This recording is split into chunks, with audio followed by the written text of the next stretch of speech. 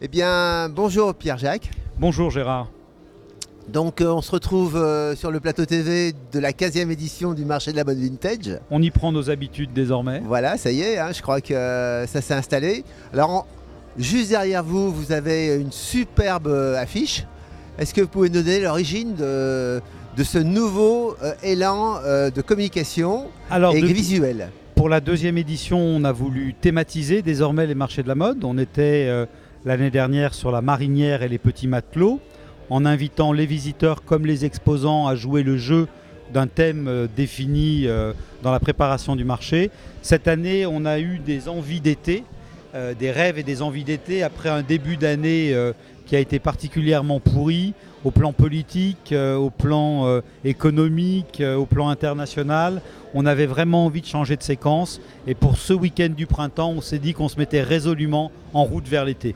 Voilà, donc ce visuel représente... vous l'avez commencé à l'initier déjà l'année passée. Oui, absolument. Et cette année, donc, c'est effectivement un visuel très très coloré. Est-ce que donc c'est la tendance vintage cette année? Alors d'abord, comme vous venez de le faire remarquer, on rentre désormais dans des visuels qui sont des visuels figuratifs. On a quitté le côté graphique et abstrait des campagnes précédentes. Donc là, on est résolument dans le figuratif. Pour autant, on ne veut pas mettre au cœur de l'affiche le produit. On veut mettre au cœur de l'affiche l'esprit du vintage. Le marché est en train d'évoluer. Il est passé d'une logique de produit, vintage authentique, à aujourd'hui une logique de mode de vie vintage. Et donc, effectivement, un surfeur un peu hawaïen des années 50, on renoue d'abord dans la construction de l'affiche avec la logique des affichistes des années 50, résolument vintage, avec une affiche qui a un quart d'affiche, avec quelque chose de très coloré, très graffé aussi. Et puis la thématique du surfeur, c'est un peu les Beach Boys, le rêve californien, donc résolument les envies d'été. Oui, surtout que cette année, en fait, beaucoup d'animations sur cette 15e édition. Alors, on a voulu marquer le coup d'une 15e édition. Et comme on veut vraiment avoir un marché de la mode qui soit désormais un marché, vraiment un lieu un peu du festival vintage, effectivement, on a renforcé la restauration, les animations et puis les petits événements partout à travers le marché. Un partenariat avec le groupe Espace. Donc c'est un nouveau partenaire. Oui, je crois que Espace Group, c'est un acteur important des médias dans la ville lyonnaise.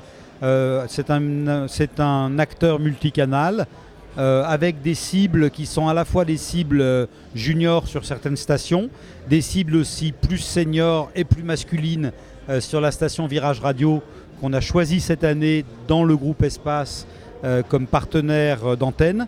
Avec la volonté d'ouvrir ou d'intéresser au marché de la mode une nouvelle cible d'auditeurs et pour nous de visiteurs. Et bien sûr des partenaires historiques également.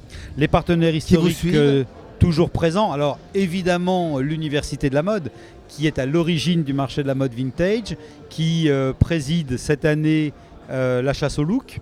Donc ce sont des expertes en mode qui président le jury de la chasse au look et on en est très heureux.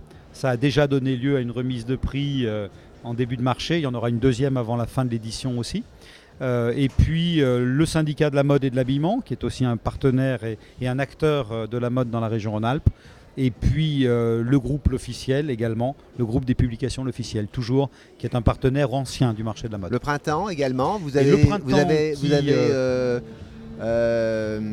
une connotation cette année assez spécifique. Alors le printemps cette année est un partenaire privilégié puisqu'il fête ses 150 ans quand nous fêtons notre 15e édition.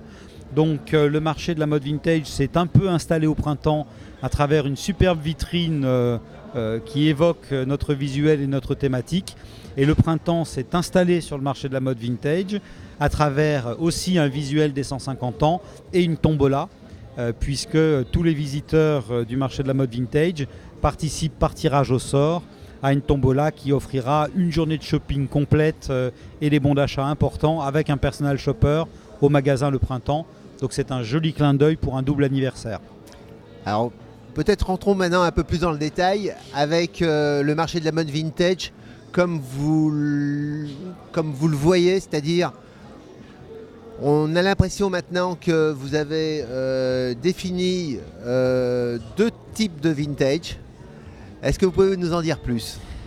Alors je pense que le marché est en train de devenir le marché de la mode et du vintage, et non plus seulement le marché de la mode vintage. Et donc on réserve bien sûr un espace au vintage avec des produits authentiques, avec des accessoires, avec du vêtement, avec de la déco et du design, mais on veut aussi cultiver le côté de la mode vintage, c'est-à-dire des créations de jeunes créateurs contemporains qui s'inspirent des années vintage, ou alors de marques parfaitement installées, établies, que nous allons de plus en plus recruter pour le marché de la mode et du vintage.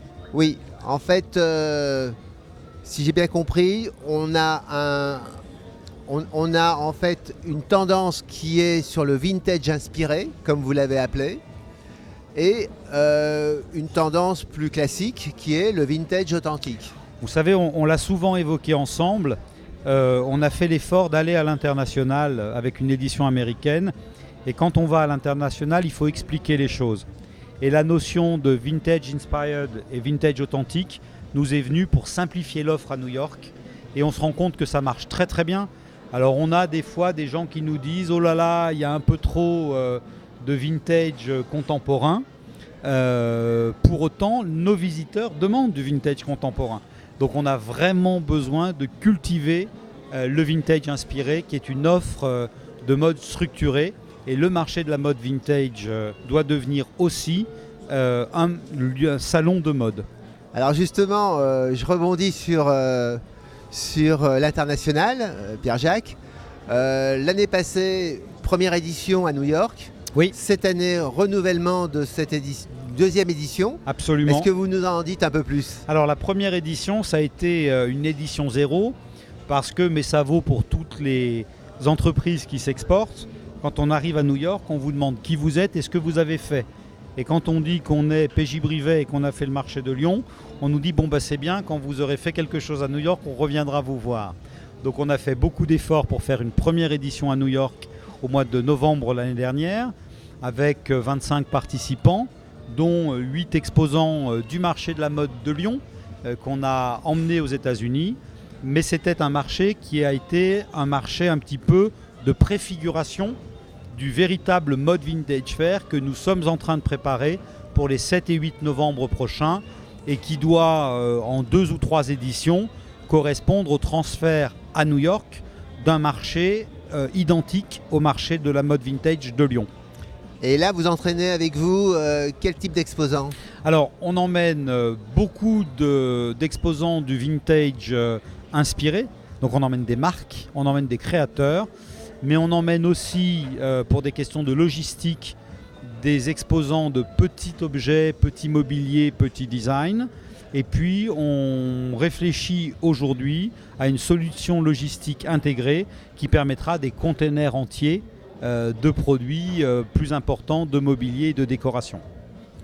Bien, alors tout ça c'est très intéressant.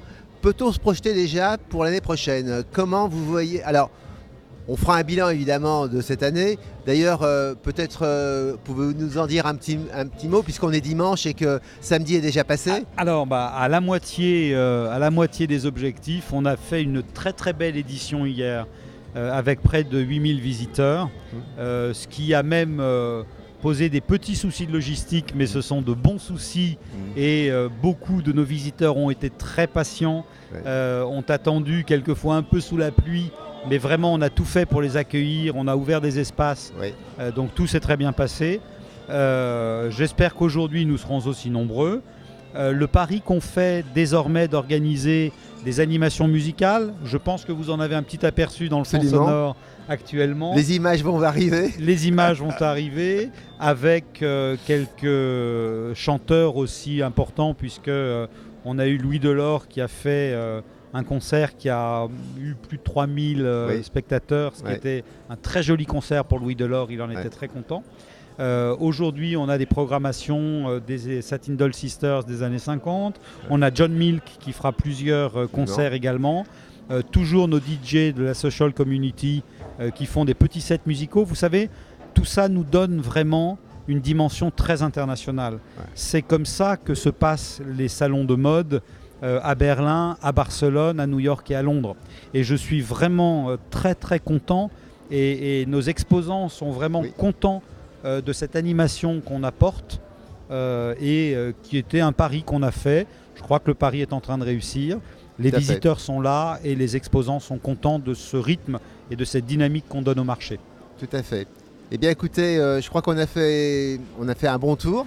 Je crois, Gérard, cette année. Moi je rêve dans les années suivantes que Lyon devienne une destination vintage le temps d'un week-end autour du marché de la mode vintage, autour des puces du canal, autour de la cité des antiquaires, autour des boutiques vintage qui sont installées à Lyon. Il y en a une petite vingtaine aujourd'hui qui pourraient ouvrir en week-end aussi.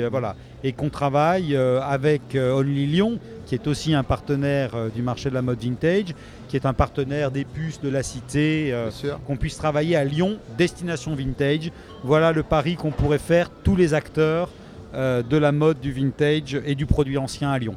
Eh bien, vous êtes un des artisans de cette possibilité, on va dire. On va s'y atteler, je vous le promets. Et je crois que les puces du canal vous suivent aussi. Et la cité des antiquaires, puisqu'il y a un stand également qui est représenté ici. Ah oui, tous les acteurs vous sont en présents ici à Lyon. Il y a un stand des puces du canal, il y a un stand de cité des antiquaires. Donc vraiment, on sent que vous avez cette passion du vintage, mais également de réunir et de fédérer autour de vous des acteurs importants sur Lyon. C'est un atout pour Lyon, on va le cultiver. Voilà. On vous remercie Pierre-Jacques. Merci Gérard. À bientôt. Merci.